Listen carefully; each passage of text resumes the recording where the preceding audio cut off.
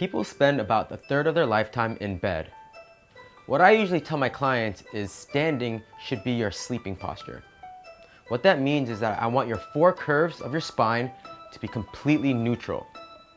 If you have restrictions in your back, take a note of them, understand them, free yourselves of them. If you're sitting for 8 hours a day, you might have tight hip flexors. Instead of sleeping with pillows under your knees, you should probably release that muscle tension. If you have rounded shoulders, instead of putting pillows under your arms, do some pec stretches. Do a Brugger's exercise. Strengthen your mid-back. Try to avoid things like putting 2 or 3 pillows under your neck. Again, we want to have neutral spine. If you must use something, here are a couple examples that can help you alleviate some pain while you're sleeping. If you have tight hip flexors, you are probably alleviating some of the pressure like this.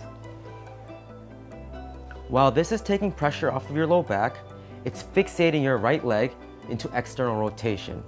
This causes unnecessary pressure in the hip joint. The fix for this is putting a pillow under both your knees. Instead, you only need to put a pillow under one of your knees. The psoas connects from your low back and splits into two. Putting one knee up will alleviate the pressure of your low back. If you find yourself having rounded shoulders, you probably fall asleep with a hand behind your neck. Instead, try putting a pillow under your shoulder.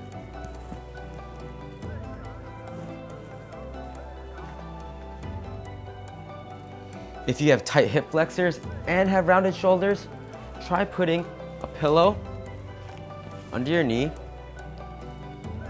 and a pillow under your shoulder. If you have anterior head carriage, don't sleep with 3 pillows. Try your best to avoid using more than one pillow.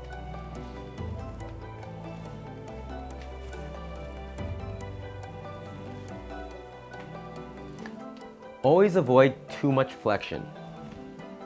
If you want more support, you can roll up a small towel and put it behind your neck.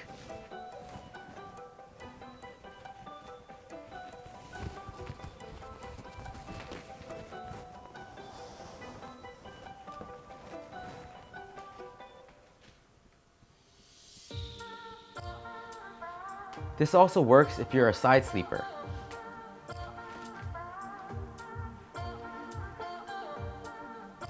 And to avoid putting a lot of pressure on our shoulders, you can get another pillow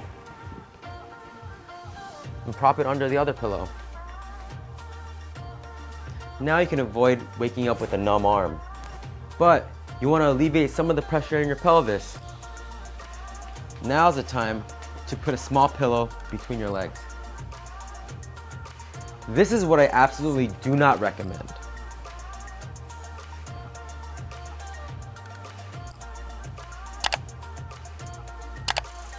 Sleeping on your stomach is going to put pressure on our low back, and it's going to fixate your neck into one position. If you absolutely must sleep on your stomach, at the very least, take some pressure off your low back by putting a pillow under your abdomen. This is the optimal sleeping position. I always tell my clients that your sleeping position should mimic your standing position. Neutral spine. Again, we don't want flexion, we don't want too much extension. When we're sleeping on our side, we don't want too much lateral flexion on either side. And we definitely don't want to be sleeping on our stomachs. Remember, I'm not endorsing putting pillows under your knees or under your shoulders. We should address these tightnesses and really understand our restrictions. Sleeping straight might take a while to get used to, but this is what I recommend. I'm not endorsing putting pillows under your knees or under your shoulders. What I am saying is understand your restrictions and work on a program on alleviating these pressures. But I understand that some of you might be working on these things but still feel uncomfortable. So during these times, implement some of the techniques that we went over today.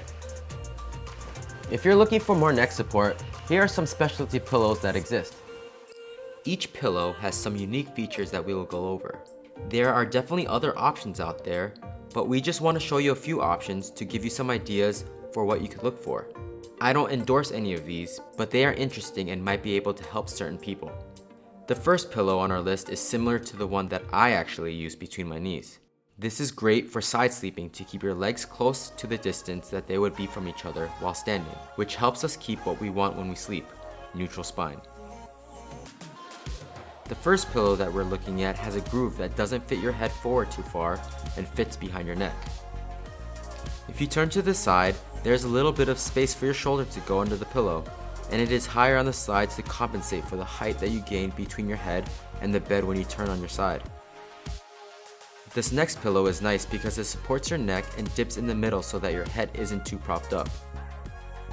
The other side of the pillow is larger and is supposed to be used when you turn on your side to keep neutral spine when your head has more distance from the bed.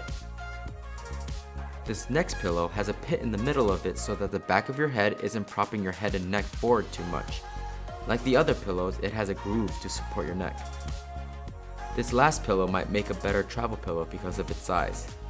It gives neck support, dips down so that your head isn't too propped up, has tall sides to discourage rolling over to your side, and is small enough to pack and bring with you.